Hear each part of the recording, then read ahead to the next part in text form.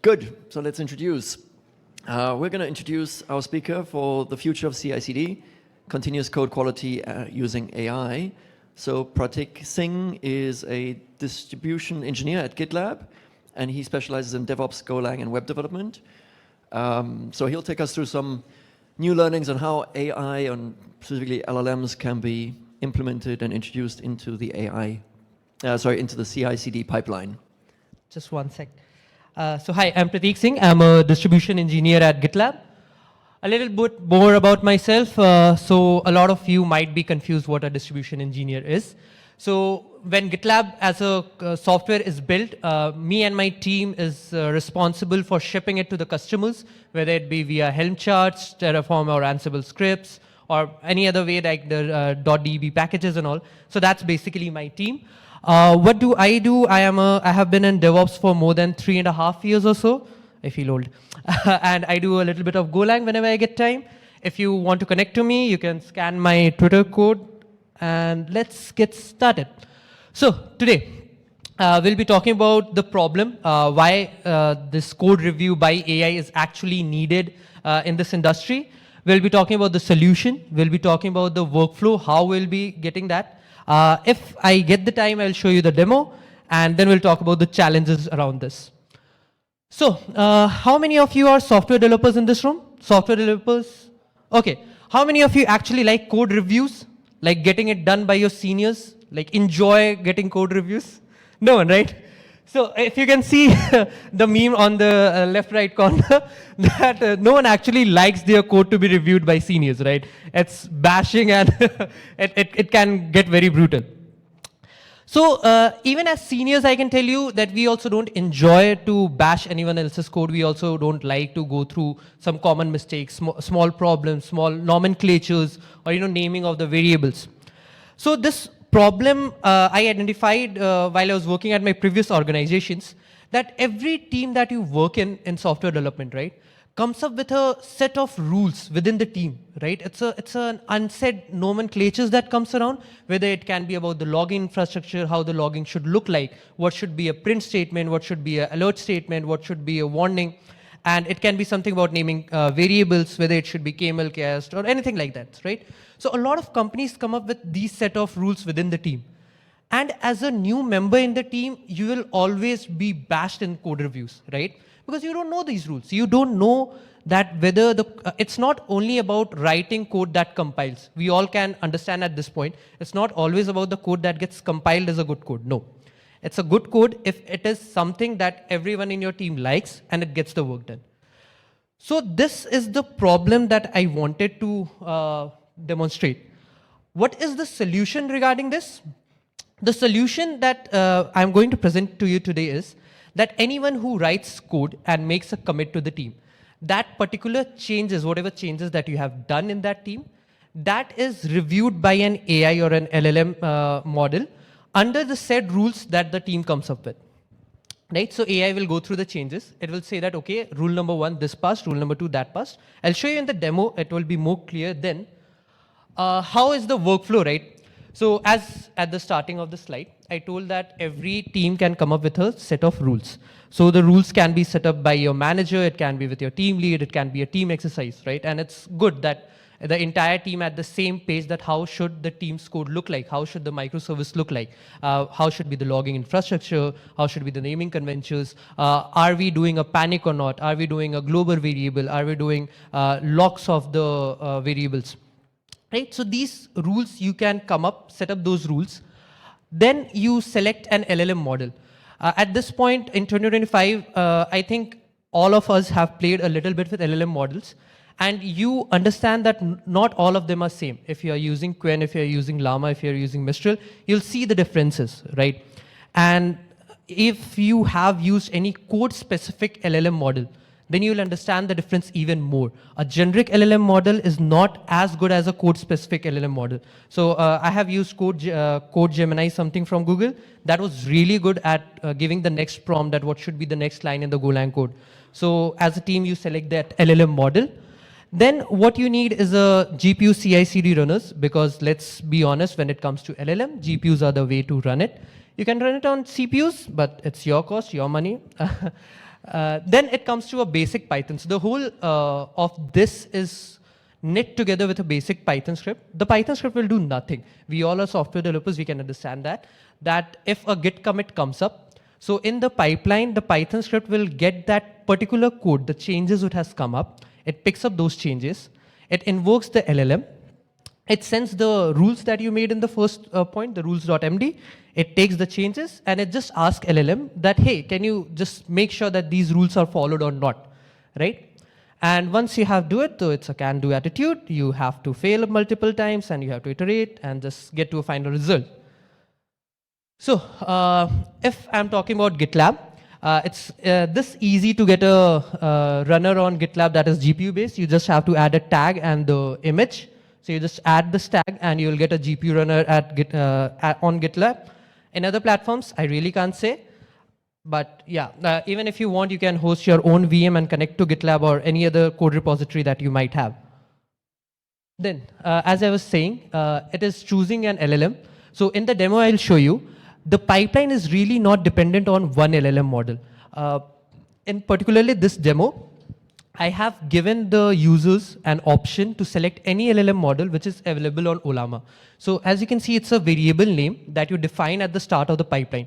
You can just define that I want to use Llama 3, I want to use Mistral, I want to use DeepSeek, up to you, right? Once it takes that LLM name, by default I have kept it as Gamma for the demo purposes, but you can keep it anything. It just checks that you have provided an LLM or not. Then, preparing the runner, this is the most basic step if you are sitting today here in a CI/CD track, I think, and I hope you all understand what's preparing a CI/CD runner means. Means it basically, in a very layman language I can put down is, CI/CD runners are mutable computers that come up, does a set of rules, and then it dies. So because it's a new computer, you have to set it up. Like every time you buy a new laptop, right? You have to set up the OS, you have to set up some things. This is similar what we are doing. We are just setting up packages since we are going to use Python. So that's what we use. We install packages of Python and then we move on to this step is actually the most important in the entire demo. So why this is important is, so Ollama is a software that helps you run a lot of LLM models from within a container. So to install Ollama or installing and running a LLM model from the container is just these 3 commands. So basically you just install the binary, you download the binary, install the binary, and you run this command. Once this command is run, now the CI/CD runner has an endpoint on which an LLM can accept any prompt. It's not necessarily about your code, it can be any prompt. So now it's about the Python script as I was mentioning. We all have worked with Python scripting a little bit, I am assuming. So it's basically just an endpoint that is available on your local or in the runner itself. There is an endpoint on which a LLM model is already running. So you take the git changes into it, you take the content of the rules.md, and you take both of these and send to the LLM endpoint, right? Now, I think I can show you, if you guys are interested, you can scan this real quick. Yeah. So this will actually redirect you to a repo on which this is an actual job in which you will see how this entire demo works, right? Once you guys are done scanning it, I will proceed. Yeah. Yeah, good? Shall I proceed? Okay. So how does, if you are able to look on your phones, it's well and fine. If you scroll to the real bottom, if you go at the very last steps of this job, how does it look like? It just says that, hey, these are the changes or these are the rules that I will be checking against, right? On the very first step, you'll see here that AI will be checking your code changes against these rules. So does it have print statements? If you have worked in a production environment, we all know we don't prefer to have a lot of print statements in that. Are the variable name camel case? This can be for the fanatic teammates or the seniors who are very fanatic that the code should look like that and this. Then does it have error handling setup or not? So when a fresher or someone new joins in the team, they might have forgotten while writing the code. It's not like the code is not compiling. It's not like it's not getting the implementation done. But error handling is really important in any team because anything can go wrong in software, but we should know where it went wrong. Then does it have a logging setup? Does it ensures modularity of the code? So now after it has seen all these rules you see over here, it sees that, okay, what are the files that were changed in this particular commit, right? So it will say that in this job, we will be checking these files. So since if you have on your phone, you can see the repository is a Golang repository. So it's only focusing its changes to main.go file, right? So as I said, every rule at a time. So it sends to the LLM model, does it have print statements, right? So this is the answer that the LLM model is generating. That false, the given code does not have any print statements. So that's why I was saying that selecting the right LLM model is important. If I would have used DeepSeek at this point, it would have given a very long answer to me. That, I think that this is there, that is there, not there. That's why I said that a small LLM model is important in this demonstration. Then the next question is like, are the variables camel case and all of this, right? It does not have error handling or not. So it can tell that, no, it does not have an error handling. So now with this entire demo, I think I'm safe to say that you might have understood that it will reduce a lot of code reviews by your seniors, right? As a senior, you'll not be troubled a lot for silly mistakes that maybe someone who new joins in your team will do, right? Because they can just go and see that, okay, the job failed. And as you can see, the logs are pretty beautiful. I have written it very well. So it's very declarative, and it's just saying that, hey, this is the reason that I'm failing the job. Your job does not have error log statements. That's why I'm failing this job. That's why this pipeline will not be proceeded, right? One extra scope, do I still have time? I still have time, right? Yeah. So one extra just scope I want to introduce while I have time. So understand that this does not have to be limited to your CI/CD pipelines or your CI/CD runners. You can do this locally as well. It's none of the steps that I showed, none of the jobs that you see in this are specific to a CI/CD runner. You can done it on your local. Reason why I did it as a CI/CD talk is because this is a review. This is something that your entire team has to go through. So it's better if it's at one common place, right?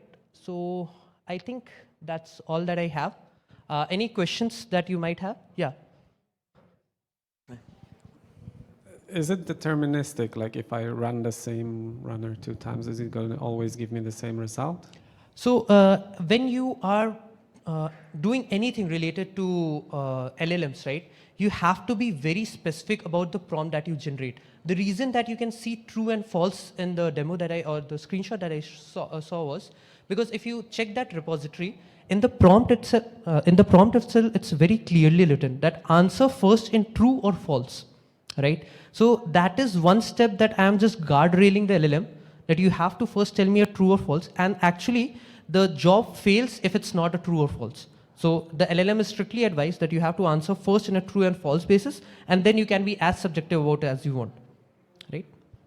I think that answers your question. So in your experience, does it always give you the same true?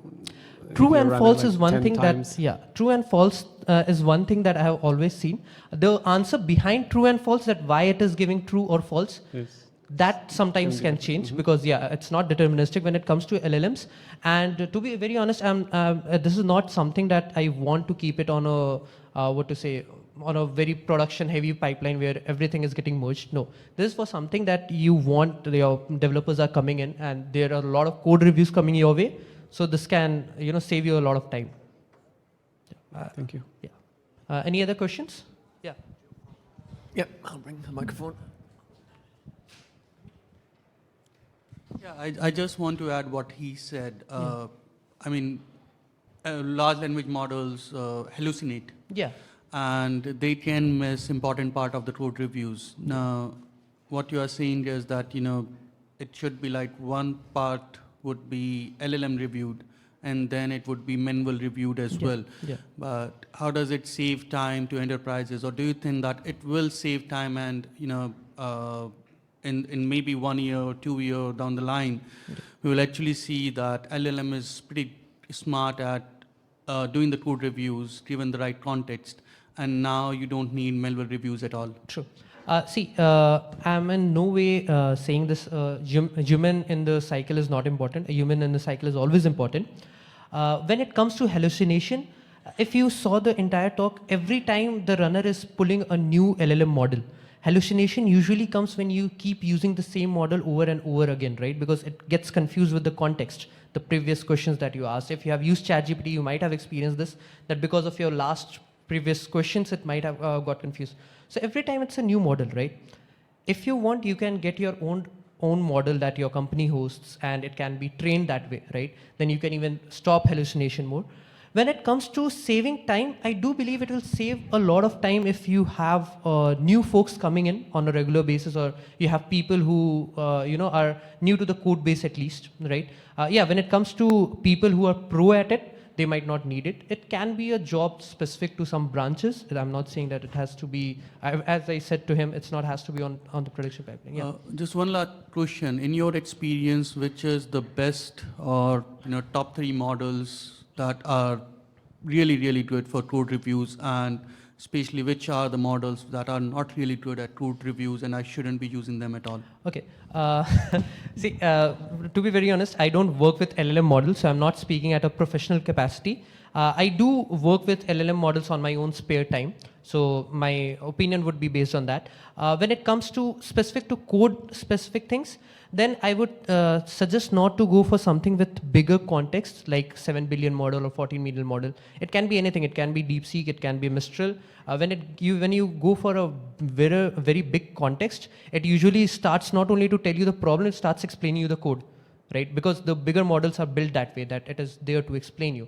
So I would suggest to stick to smaller models. What I have used is Gemma. So Gemma is from Gemini. So it's very specific to coding. Then you might have used Claude. Claude Sonnet 3.5 I have used. Actually, I use that a lot. So that's really good when it comes to code specific things. And then I have used this, I'm forgetting the name of it. It's from Mistral, I think. I'm forgetting the exact name of that model. But again, it's very specific to the code repositories. So if you want to write it a Python code or something, so it will just tell you the Python code. It will not say that, hey, this is the reason or this is why Python existed, right? So yeah, I think that answers your question, right? Yeah, another question in the front here. So checking for camel case, for example, in variables, is a task that, well, take it or give it can be done also with a grep command. Yeah, yeah. But when it comes to something more, well, in-depth questions like, okay, you have a lot of blocking code and you should do this, put this maybe in a coroutine or something like that, then it becomes a little bit more challenging. Yeah. So what is your advice how to transfer the knowledge of the senior developers into those MD files that you just proposed and write the right prompts for that? Okay. So very first thing I would like to add that yes, please don't confuse this entire talk to be a linting kind of job. No, I don't want that. I don't advise anyone to reinvent the wheel that already exists. So if there is a linting job that is capable of doing it, please be happy and use that, because it will save you a lot of time and cost. When it comes to what you have said about the using of Go coroutines, like because I'm from Golang, so I'm saying Go coroutine, sorry. But if you have to do something like that, when you define the rules, right, then you have to, in the rules, you have to be very specific about it. Yeah. So you have to be very specific about it that if there is an opportunity that multiple things can happen. So in the rules, you define it that way. Prompts are very much easy to set, and it's a one-time job. What is more important for you is to set up those rules. That's why the very first thing in the workflow I told that you have to set up the rules very, patiently. So it's about your team managers and your senior developers that have to sit through and have to set those rules. I think that answers your question. Yeah, thank you. Any more question? Yeah, we got a full house. Any more questions? Interesting topic. Don't be shy. Okay. Just a question, Pratik. Yeah. Seeing as you work for GitLab, right? Yeah. Obviously this is something that adds value to the overall kind of SDLC process, right, through to shipping code. Yeah. Is this kind of pre-processing of code analysis something that you think the source code platforms would build in as a native feature that you can turn on and off? Because you are doing a kind of commit, you're doing a PR, perhaps Yeah. something to scan the code. Yeah. So if I'm not speaking on the terms of GitLab as of now, I'm speaking as a developer, clear as a developer. So if you think a few years back, I was working at some startups, and for every job there was different thing. So there was source graph, and there was for scanning of vulnerabilities, then checking for keys. There were different services, right? But if you see in 2025, you have got GitLab secrets, you have got your own model registries on GitLab, you have got your own container registries on GitLab. So it is a difference where a product can just consume a feature and add it into itself, and some things can just stand by on the editor. If I'm talking this talk over here, someone can pick it up and can make a product out of it, or maybe someday at GitLab I make it and add it into GitLab, I don't know, right? Good answer. Good answer. Oh, we have some more questions. It's great. We have a bit of time. Hi, okay, I'm from Palo IT, named Yui. So my question is, for example, if I have like three rules that I want to attach to this like LM model, is this count as 3 tokens as well? No, actually tokens are not counted that way. Tokens, if I'll not get deep into LLM tokens because I have not done that as I was speaking on a professional level, but that's not the exact way you count token. It's because when you give a prompt, right, your rule will go, your code changes will go, and then that adds to the token, right? So it's not like one prompt is one token. That's not the exact idea. That would be cheaper. Yeah. Thank you. Yeah. More question.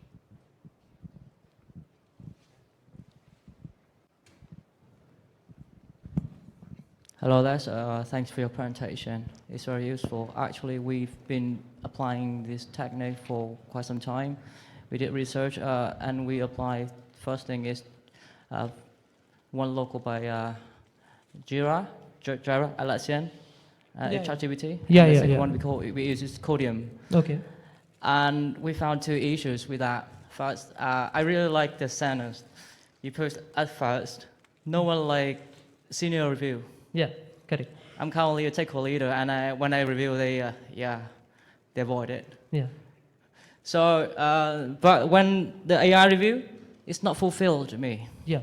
No matter the rules, Yeah. somehow there's still some more context that needs to be fed.